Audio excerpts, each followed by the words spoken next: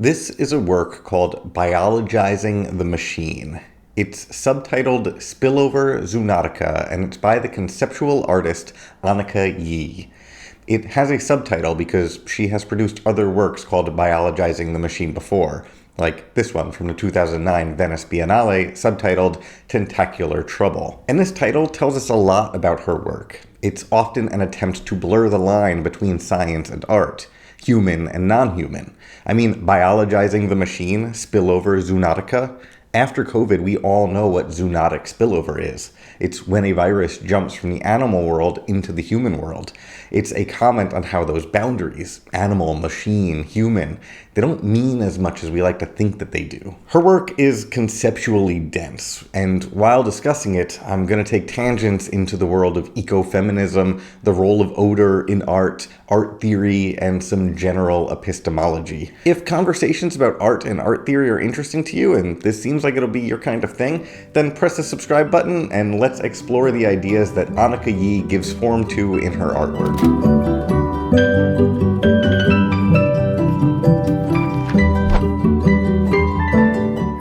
So let's return to Biologizing the Machine, Spillover Zoonotica. These are a series of glass panels that viewers can walk around. They appear to be two-sided abstract landscape portraits, almost like a Rothko or a color field painting by Helen Frankenthaler. They're interesting visually on their own for that reason, but there's a bit more going on here. These aren't paintings. That's not paint. That's soil and some other stuff. To make these landscapes, and I'm just going to go ahead and call them landscapes because I think that makes sense. To make these landscapes, Yi took soil samples from around Milan mixed with bacteria and algae. This created a complex and diverse micro-ecosystem within the glass panels. This micro-ecosystem creates pigments, and these landscapes are the result of that process. These landscapes were grown on this site for this specific exhibit at the Pirelli Hangar Bicocca in Milan. In 2019, for the Venice Biennale, Yi made a similar work, but with soil taken from around Venice.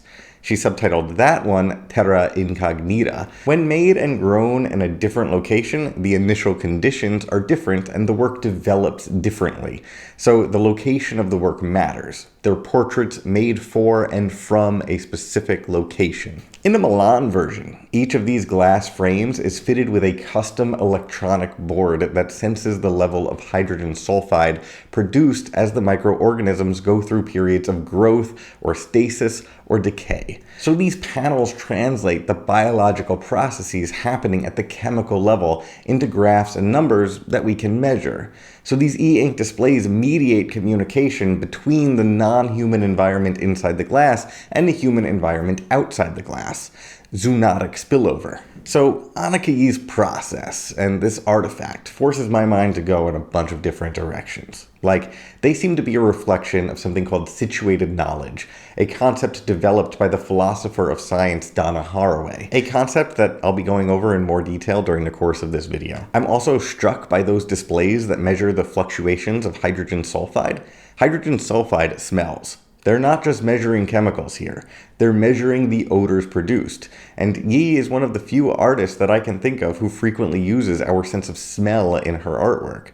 So I want to talk about that. And also, these works are temporary. Like, they're constantly changing, so they're temporary in that way, but also these works of art are mortal. They will die. So that forces me to reconsider the default perspective that art is something to be preserved. And finally, these works ask us to think about the epistemologies that guide two diverse areas of knowledge, art and science. These disciplines use different methodologies and contain their own biases. This work puts them side by side, and in doing so, blurs the lines between them. So that, I think, will serve as a pretty good table of contents for this video. Situated knowledge, art that smells, art that dies, any intersection between art and science. These panels exist in a specific location in space, but also in time. They're in a constant state of flux, different from 1 second to the next. Depending on where the soil was taken from and the concentration of diverse biological material, these will look different at different times. Additionally, they're all hung at different levels. We view them at different angles, and there are two sides from which to view each panel. So there are lots of ways to see these works. The soil is taken from Milan, so the location of the work is important, but also the location of the viewer, both in space and time, is important. If I see this work today and a friend of mine sees this work in a week, we're both viewing the same work, but our experiences will be different. This is true in a physical sense, like it'll visually be different, but it's also true in a cognitive sense. My friend will necessarily bring a different set of experiences, memories, and visual habits than I do. This is true of all artwork, but these panels position us to confront that reality more directly than other works of art that I've seen. They make the physical experience mirror the cognitive experience. And this is a concept that I see within the philosophy of Donna Haraway. In her 1988 essay, Situated Knowledges, The Science Question in Feminism and the Privilege of Partial Perspective, she begins with the premise that objective knowledge in the sciences, as it's traditionally defined, is impossible. That scientific knowledge builds its foundation on observation, and observations always have an observer who exists within a particular context, and within that context, there are always already pre-existing biases and paradigms and languages and taxonomies and so on. So any observation will be understood and classified within those biases. Historically, the position of the scientific observer is frequently a white, cisgendered man, and the dominance of this subjective position has had some unfortunate consequences. Eugenics, the exploitation of black bodies, and the misunderstandings of anatomy are obvious, but there are also less obvious but equally pernicious examples from other scientific fields. The path of scientific knowledge is guided by questions, and the power to ask those questions is often located in white male spaces. This has an impact on the knowledge that we produce. To give another example, perhaps less intuitive, our understanding of atomic physics has been shaped largely by the ambition for an atomic bomb and nuclear power. If our inquiry into the atom had a different point of focus, the knowledge that we constructed may have taken different turns. Our understanding of the atom is also guided by the language and metaphors we use to describe it.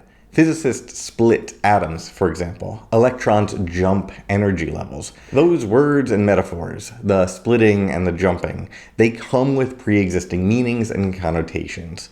So this kind of knowledge that presents itself as an objective description of a physical reality is really, in a lot of ways, subjective, derived from the perspective of a specific observer using a specific language. This is the focus of Haraway's essay, the idea that scientific knowledge often presents itself as a description of the real without an observer who takes responsibility for that observation.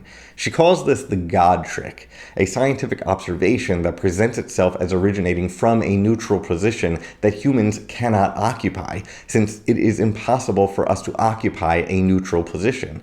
Therefore, knowledge that presents itself as objective or neutral, as seeing the whole picture, is kind of dangerous. It's not accountable to anyone because it comes from an uninhabitable position. And this is not just our cognitive biases that make our knowledge situated. It's also the limitations of our body. Like an image from a space telescope might appear to be objective. It's taken by a machine. But that photograph is taken from a very specific position. In time and space, sure. But also it takes the photograph in a specific way and presents the image to us using colors within our visual abilities. The photograph would look different if the organism who built the camera and perceived its images was capable of unmediated infrared vision, for example. The knowledge we create is limited by our embodied experience. Other species have different embodied experiences, other forms of intelligence, and to view ours as privileged is a mistake, or at least misguided. But rather than give in to cynicism and throw her hands in the air and say, well then, objectivity is impossible, and if all knowledge is contingent on subjective positions, then nothing matters, and we should just give up ever knowing anything, Haraway advocates for, as her title suggests, situated knowledge. By having knowledge built by multiple perspectives and multiple positions that all take responsibility for their positionality, then we can start to build a web of observations that produce a more accurate picture of reality. She writes, There is no unmediated photograph or passive camera obscura in scientific accounts of bodies and machines. There are only highly specific visual possibilities, each with a wonderfully detailed, active, partial way of organizing worlds. All these pictures of the world should not be allegories of infinite mobility and interchangeability, but of elaborate specificity and difference and loving care people might take to learn how to see faithfully from another's point of view, even when the other is our own machine. And these works by Anicka Yi give physical form to this concept of situated knowledge and partial perspective. Everyone who sees these panels will see one piece, one snapshot of the activity. The artwork is not static. It is a metabolic process, and we're each seeing part of it. Our collective experiences and perspectives on it will produce a web of knowledge. Our collectively acknowledged partial perspectives should be privileged over any single perspective. Moreover, that snapshot we each see is mediated in part by those little e-ink displays that keep a record of the fact that there is activity outside our ability to perceive it. These displays make us even more aware of how limited our perspective is by showing the perspective of the machines that we create. Those screens show us changes that we cannot physically perceive. My friend and I will see the work differently, but there's a lot going on in these panels that we won't see, or we won't smell. And that brings us to one of the possible ways of thinking about what those displays are measuring. They're measuring levels of hydrogen sulfide, and hydrogen sulfide smells. It smells like rotten eggs. Most of the time, when we discuss art, particularly on this channel, we're talking about visual art, something that appeals to our sense of sight. It's also common for us to understand aesthetic experience in terms of what we hear. Music, for example, is obviously an art form, and perhaps if we're stretching our concept of aesthetic experience, we can consider art that appeals to our sense of taste. There are certainly some coffee shops that I've been to in San Francisco who want to encourage this way of thinking. But our sense of smell? Not many artists go there, but Anicka Yi does. It's an interesting medium for a bunch of reasons, but the first that jumps to mind is that we simply don't have a vocabulary to talk about odor. Our vocabulary for describing what we see is robust. We have language to describe colors and light and shadow, shapes and symmetries, and so on. Similarly, we have lots of words to describe what we hear. In addition to the words that we have to describe volume, music has its own language that we can read. Our sense of taste also has its own vocabulary, salty, bitter, acidic, and so on. But we simply don't have an equivalent linguistic architecture for smell. We only describe smell in relation to other smells, our memories. I can tell you that my broccoli tastes salty, but can I tell you how it smells? Not really. It smells like my memory of past broccoli. Anicka Yi has a work called Washing Away Wrongs that asks visitors to poke their heads into two spaces resembling washing machines filled with different odors. The only way to explain the experience of sticking your head into one of these is to say what they smell like. One of them, for example, smells like cardboard or brooms or dust. And that positions us to recognize the limitations of language as a descriptive tool for our embodied experience. Perhaps if our sense of smell was as sensitive or as important to our experience as a canine's, we might have built more language around it. And again, this highlights our situated partial experience of the physical world. Our knowledge is situated in our particular bodies with our particular ability to discern, sense, and communicate that experience. But it's also more than that. Yi has talked about how the gallery or museum space is often void of any discernible smell. I see a similarity here with Haraway's concept of the God trick in science. An odorless position is another uninhabitable position. Yi has said that power is not supposed to have a smell. When you walk into a bank or into the White House, you shouldn't smell anything funky or especially fragrant. The smell of power is meant to be wholly self-contained, representing a decisive break from more pungent biological specimens, such as animals or plants or microorganisms. Power signals the ascendance of human beings from the nature cosmos. Thus, the odorlessness of power becomes a sensory symbol of vanquishing nature. In the same way that the God trick makes it seem like knowledge is coming from the neutral perspective that has achieved the uninhabitable position of objectivity, an odorless gallery places the work in an artificial and deceptive position. All natural spaces have an odor, and to present a space as odorless is to position that space as having subordinated the natural world. The gallery space presents itself as neutral, and in doing so, it communicates its position of power. It is situated above the natural world, free from natural constraints.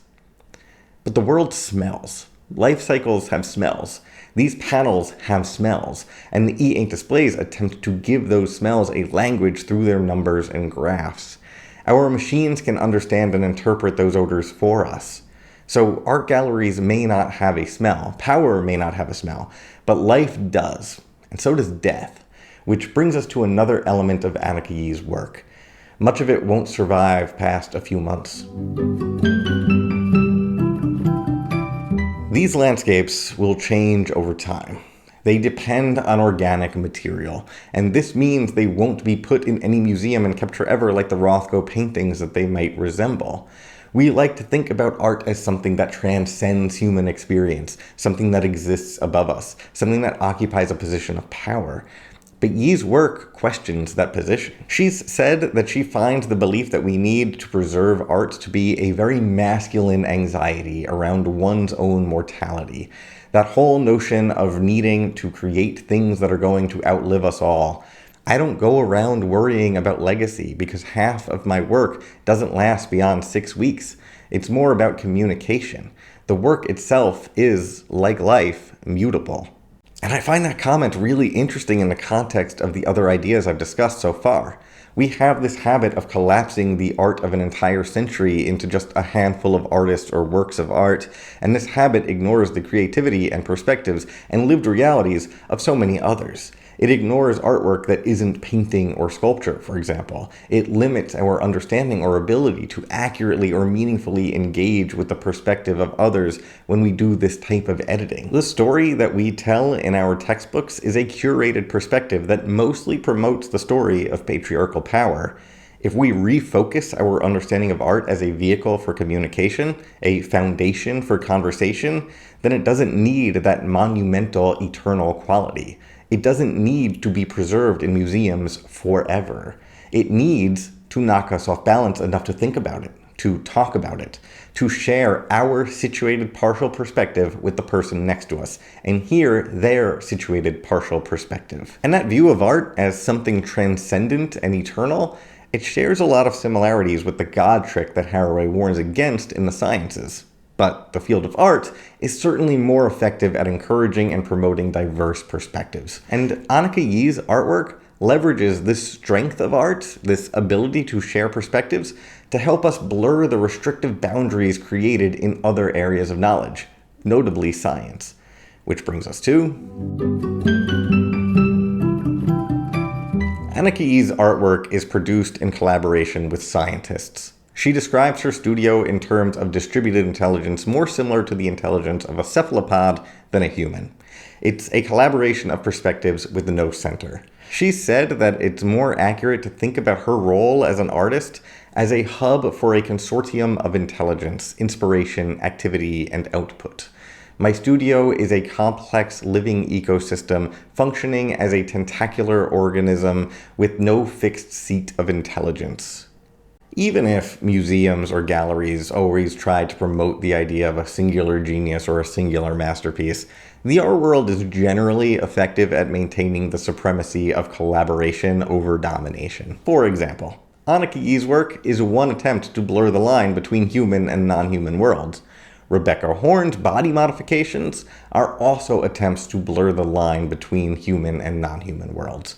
They're very different artists, but in some ways they have the same project. They're just doing it in different ways and from different perspectives. Both are valuable and both are incomplete. Or, if we're looking for a more mainstream example, Kendrick Lamar's Father Time does not negate or replace the value of Beyoncé's Daddy Lessons.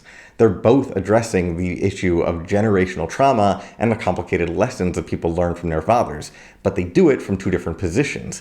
Neither of them have the ability to explain the issue entirely. It requires a network of partial perspectives that includes the audience. But science has a harder time with this, and Yi's work disrupts our default understanding of scientific knowledge by placing it in the art world. Like, imagine a popular understanding of environmental science able to consider the perspective of different species of flora and fauna without prioritizing or valuing any single species, human included, above the others. An understanding of science that prioritizes the network and relationships between different elements of the ecosystem, human and non-human, organic and inorganic. A science that dissolves the observer and the observed distinction and treats every object of study as a subject with its own perspective. When we view Anicka Yi's work, we observe these organic processes that weren't created or managed by one person, nor interpreted from only one perspective. We're asked to view these works at the moment we stand in front of them, knowing that this will only ever be a partial perspective of the work, and that our perspective is not privileged above others. We understand that they will continue to grow without us and will impact others in ways that we cannot foresee. These artworks have a life of their own, and not just because they literally contain the material of life. When Donna Haraway discusses scientific knowledge, she says that coming to terms with the agency of the objects studied is the only way to avoid gross error and false knowledge of many kinds in these sciences. In these works by Anicka Yi, we can see how the application of methodologies that come intuitively within the context of artistic production can spill over into environmental sciences and create the space for partial perspectives and a new definition of objectivity, founded on a network of perspectives. The subtitle of this work, again, is Spillover Zoonotica, a term that references the transmission of a pathogen from a non-human to a human. Here, I think it also references the transition of non-human perspectives to the human observer. And I think that that's where I need to end this one. Thank you for sticking with it to the end. I know that it was a long one, but I really didn't know how to cut it down.